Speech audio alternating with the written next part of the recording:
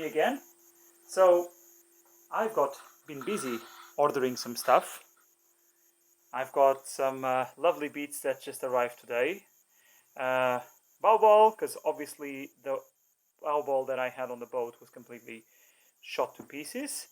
A couple of new smart looking black bungs, because, well, one of them was good, the other one was bad. I gave the good one to the club, and so I can fit new ones on mine. And I had replacement hatch cover. The other boat, it's my boat's sister boat, also needed a new hatch cover, so I've got two of these. It's got the little strap thingy to prevent the cover from disappearing. And then I got some nice canvas tape, and I decided to go for yellow because I've got some spare yellow tape around at the club from painting some lines a while back, and obviously the pot's gonna go off if we don't use it. And also I think yellow is a rare color combination in boats, and I think it'll just look unusual and different, and I'm all for being unusual and different. So one thing I began doing the other week was I started sanding down a little bit, not sanding down, to using steel wool to clean up a little bit of the rigger. It seems to work. I did something similar on the rear carrier of one of my old vintage bikes, and that cleans the corrosion quite well. So I will need to do it because, well, just to smarten up the rigger. And I think a lot of this is down to salt from where it was used in a coastal town, in a coastal rowing club. I haven't yet ordered the replacement fin because we are today going to hopefully open the boat itself from the top, from the canvas, as I said in the previous video, and check exactly what's the arrangement with the fin box, because I've seen on Neves, I think at least Neves, they offered a whole aluminium enclosure with the slot, so then I can use the standard fins that will just slot in and have a screw to attach to the end. So I basically can avoid using this arrangement, which is apparently specific to A-Lings and Carbocraft, which means that if I break the fin in the near future, which is unfortunately quite common in our river, which is always littered with stuff, it will not be so hard to supply a replacement fin because, well, I'll go for the standard one that you see in all the burger shells, Janos, etc. Okay, and yeah, I've also been, oh dear, noisy fin. I've also done a little bit of shopping, so I went to one of my local hardware stores and I got some nuts, some bolts, some washers, all stainless steel naturally because I don't want no rusting happening.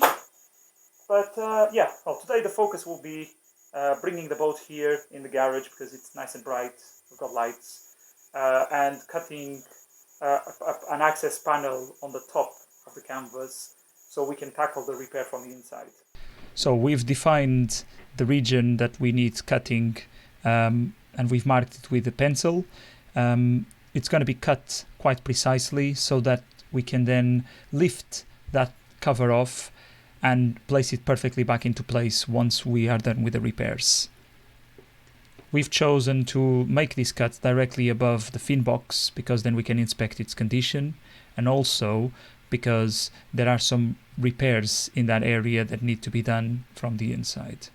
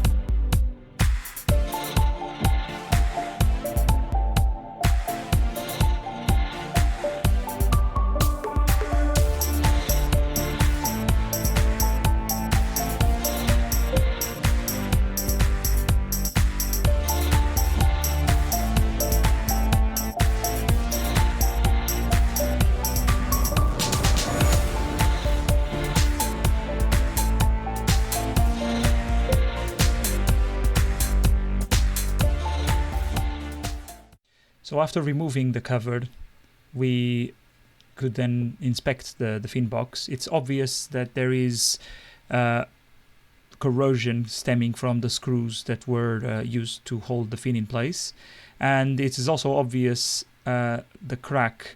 You see, I was shining my torch through the actual hull of the boat, and you can see exactly the area that we need to repair.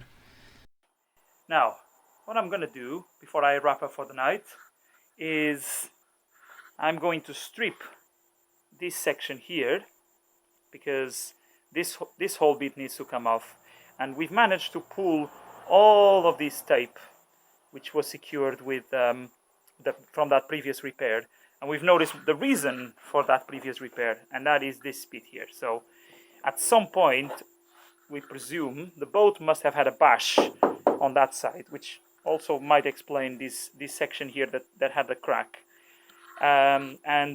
Instead of effectively replacing the canvas, they laid this tape to seal it all. But the tape hasn't properly bonded, because presumably it was the wrong kind of resin. So we were able to pull it all out, and now obviously it left a little bit of residue. So what I'm going to do is I'm going to sand this all the way, so that once we're ready and done with all the repairs, we can then just paint this all bit up nicely, and then I'll apply the yellow canvas tape that I bought, and that should be done.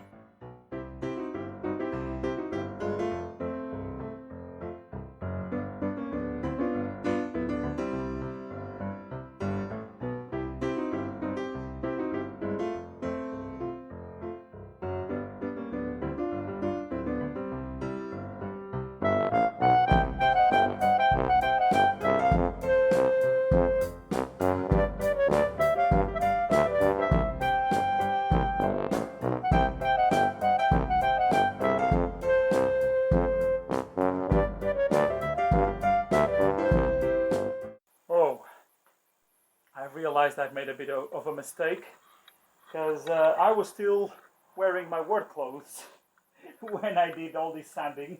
So yeah, my jeans are now absolutely covered in paint, or the remnants of it anyway. I mean, I did wear one of these because, well, safety, eh? So that is mostly stripped. I mean, it's still probably could do with a second pass, really. I mean, it's not lifting, but there's definitely still an indentation here. But I'm probably going to do a second pass at some point. I've been failed by my equipment. Both batteries on my cordless tool have gone flat. So definitely I will need, well, one of them is already whacked off on the charge, but I can only charge one of them at any time. So anyway, so that's looking clean-ish. I stripped all of this section here. It was very, very relaxing and very, as I said, stress relieving to pull all of this off. But that's all gone now. So the next step will be to tackle the repairs, and in preparation for that, the inside needs to be properly cleaned, because there's a lot of residue. I've already managed to stand down the remnants of those rusty bolts, and obviously when I install the fin again, I'm gonna try to match beyond the holes, so that I don't end up screwing on top of existing bolts. And if it transpires that actually we should use longer screws, we might try to add a larger block of wood above this, to make sure that when I screw the bolts in from there, that they will actually go all the way, and they won't be actually penetrating the hull and causing leaks, because that's what happened to the screws. You can see the rust inside. I've sanded them down now, so that's all gone, but you could see the rusty ends of the screws in here. So make sure that that doesn't happen, and the actual end of the screw stays inside the wood. But yeah, so the what I'm gonna do is with a wire brush, not metal, and some warm water. I'll try to clean this in preparation for the repairs, because over here there is definitely a crack, and also having this access panel means that we can go in there in the darkness and get the end bit repaired. This bash here, so that crack here needs to be repaired, and we will be able to feed in some material from inside through that access panel. This bit here will do it from the top, so put a new sheet. I think we might even have some carbon fiber around, so I've been stripping this down, so you can see here that's the paint, that's the carbon fiber, and then that is the Kevlar. So we're definitely established, especially after we've removed the bit, which where did it go?